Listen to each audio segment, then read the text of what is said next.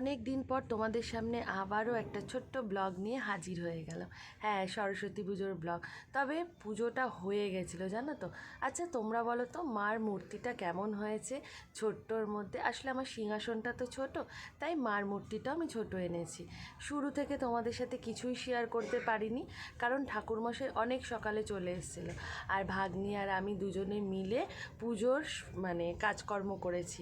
নতুন হারমোনিয়ামটার ওপর মাকে বসিয়েছি। তবে তোমরা পিছনের দিকটা খেয়াল করেছো কিনা জানি না, পিছনে গিটারটাও বসিয়ে দিয়েছি। এই হলো আমার ছোট্ট পুজোর একটু আয়োজন।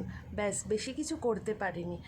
চারিদিকে কি বলবো, কটা দিন ধরে না এতটাই দুর্যোগের মধ্যে দিয়ে কাটাচ্ছি, এতটাই খারাপ সময় যাচ্ছে না, যে মাকে বলছি, মা সবাইকে ভালো রেখো, সুস্থ রেখো, এবং সময়টা পারলে খারাপ সময়টাকে কাটিয়ে ভালো সময়টা ফিরিয়ে দাও।